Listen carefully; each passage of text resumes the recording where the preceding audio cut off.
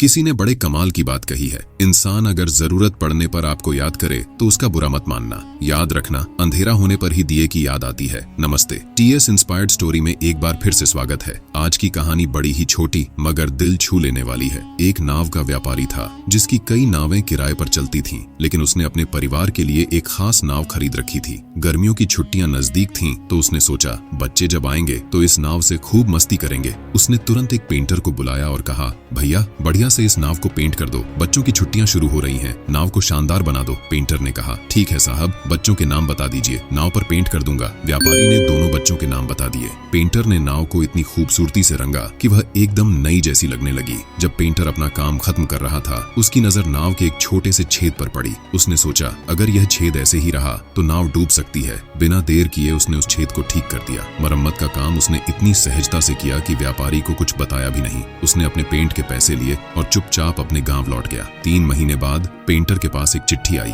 जब उसने लिफाफा खोला तो उसमें एक भारी रकम का चेक था। पेंटर हैरान रह गया। उसने सोचा, यह चेक क्यों? मैंने तो सिर्फ पेंट का काम किया था और उसके पैसे भी ले लिए थे। अगले ही दिन वह बस पकड़कर व्यापारी के घर पहुंचा और कहा, साहब आपने इतना बड़ा चेक क्यों भेजा? पेंटिंग का पैसा तो आपने उसी दिन दे दिया था। व्यापारी ने कहा, आओ बैठो, चाय पीते हैं, फिर बात करते हैं। चाय नाश्ते के दौरान व्यापारी ने कहा, भाई पेंट के पैसे मैंने उसी दिन दिए थे, ये चेक तुम्हारे उस काम के लिए है जो तुमने चुपचाप किया था। पेंटर ने हैरानी से पूछा, कौन सा काम साहब?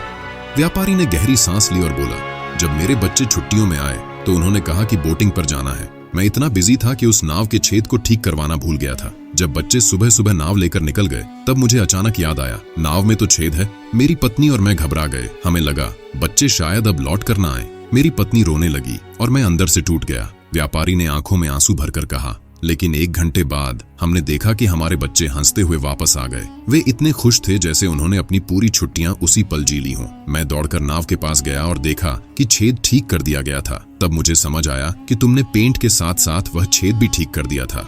पेंटर ने विनम्रता से कहा, साहब यह तो मेरा काम था, इसमें बड़ी बात क्या है? व्यापारी ने गंभीर स्वर में कहा, यह बड़ी बात है। तुमने सिर्फ नाव को ठीक नहीं किया बल्कि मेरे बच्चों की जान बचाई। तुम्हारा यह छोटा सा काम मेरे लिए अनमोल है। मैं तुम्हारा जितना शुक्रिया अदा करूं उतना कम है। कहानी का सार यह है, अपने हिस्से का काम ईमानदारी और निस्वार्थ भाव से करते रहो। याद रखना, जब अंधेरा होता है तभी दिए की जरूरत महसूस होती है। भगवान ने आपको दूसरों के जीवन में रोशनी लाने का माध्यम बनाया है। अपने कर्म करते रहो और दुनिया को प्रेरणा दो। कर दिखाओ कुछ ऐसा कि दुनिया करना चाहे आपके जैसा। ऐसे ही और वीडियो के लिए चैनल को सब्सक्राइब करें और वीडियो को लाइक करना ना भूलें।